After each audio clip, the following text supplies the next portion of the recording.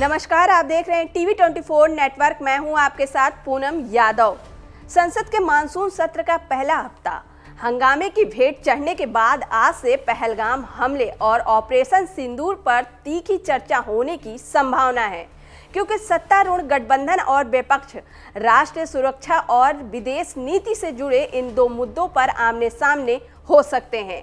BJP के नेतृत्व वाले सत्तारूढ़ एनडीए और विपक्षी द्वारा लोकसभा और राज्यसभा में चर्चा के दौरान अपने शीर्ष नेताओं को मैदान में उतारे जाने की उम्मीद है। बता दें कि चर्चा से पहले संसदीय कार्य मंत्री किरेन रिजिजू ने कहा है कि जब पाकिस्तान ने भारत द्वारा खींची गई लाल रेखा पार की तो उसके आतंकवादी शिविरों को आग का सामना करना पड़ा। इसी क्रम में रिजिजू ने एक्स पर एक पोस्ट में कहा, ऑपरेशन सिंदूर पर आज चर्चा शुरू हो रही है। जब रावण ने लक्ष्मण रेखा पार की तो लंका जल गई। जब पाकिस्तान ने भारत द्वारा खींची गई लाल रेखा पार की तो उसके आतंकवादी शिविरों को आग का सामना करना पड़ा। वहीं सूत्रों से मिली जानकारी के अनुसार गृह मंत्री अमित शाह, रक्षा मंत्री राजनाथ सिंह और विदेश मंत्री एस जयशंकर इन मुद्दों पर सरकार का पक्ष रखेंगे। ऐसे संकेत हैं कि प्रधानमंत्री नरेंद्र मोदी राष्ट्रीय सुरक्षा पर अपनी सरकार के मजबूत रुख के ट्रैक रिकॉर्ड से अवगत कराने के लिए हस्तक्षेप कर सकते हैं। लोकसभा में विपक्ष के नेता राहुल गांधी और राज्यसभा में विपक्ष के नेता मल्लिकार्जुन खड़गे समाजवादी पार्टी के नेता अखिलेश यादव और अन्य नेताओं के साथ मिलकर सरकार को घेरने की कोशिश करेंगे। बिहार में मतदाता सूची के विशेष गहन पुनरीक्षण यानी SIR और अन्य मुद्दों पर विपक्ष के विरोध के कारण सत्र का पहला हफ्ता लगभग हंगामे की भेंट चढ़ गया था।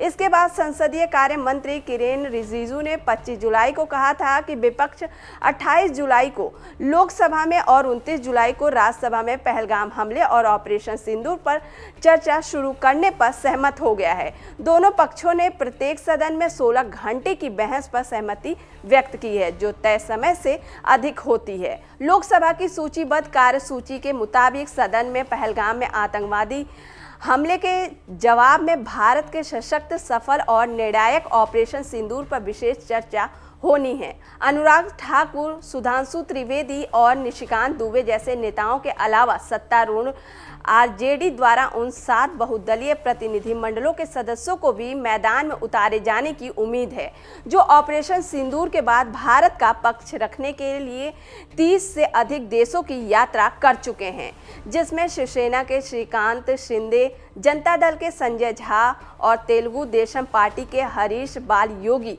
शामिल हैं। हालांकि अब भी ये बड़ा सवाल है कि क्या शशि थरूर को कांग्रेस द्वारा वक्ता के रूप में चुना जाएगा।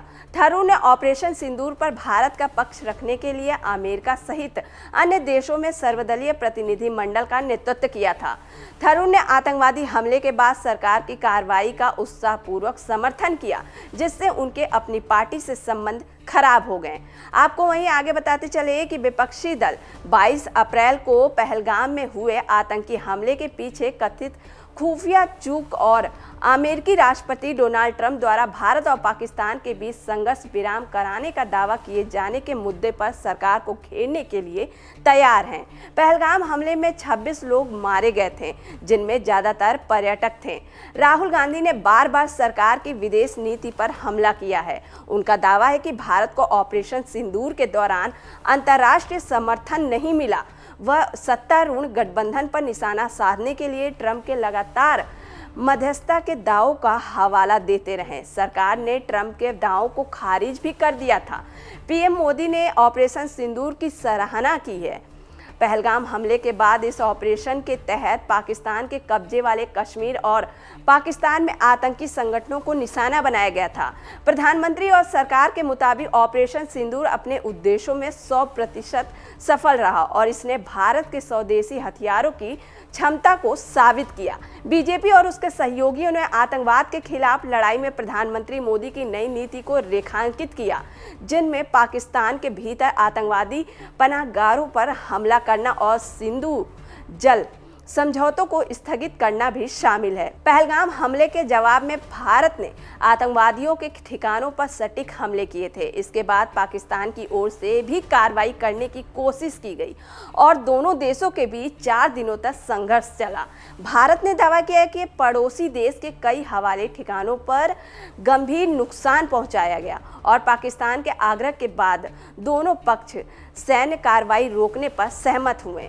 पीएम मोदी ने कहा कि भारत ने पाकिस्तान से जुड़े आतंकवाद के खिलाफ नई नीति अपनाई है और वह आतंकवादियों और उनके प्रायोजकों के बीच कोई अंतर नहीं करेगा। सरकार और विपक्ष के बीच गतिरोध का एक मुद्दा ये है कि विपक्ष ने निर्वाचन आयोग द्वारा बिहार में मतदाता सूची के जारी विशेष गहन पुनरीक्षण पर संसद में चर्चा की मांग की है। विपक्ष ने एकजुट होकर सत्र के पहले हफ्ते में मुख्य रूप से इसी मुद्दे पर संसद की कार्यवाही बाधित की। उनका दावा है कि इस कवायद का उद्देश्य चुनावी राज्य में बीजेपी नीति गठबंधन को मदद पहुंचाना है, जबकि निर्वाचन आयोग का कहना है कि उसका पूरा ध्यान केवल ये सुनिश्चित करने पर है कि केवल पात्र लोग ही मतदान करें। वहीं रिजिजू ने कहा कि संसद में हर मुद्दे पर एक साथ चर्चा नहीं की जा सकती और सरकार नियमों के अनुसार एसआईआर पर बहस की मांग पर बाद में निर्णय लेगी। फिलहाल के लिए इतना ही। और भी खबरों के लिए देखते रहिए TV24 नेटवर्क।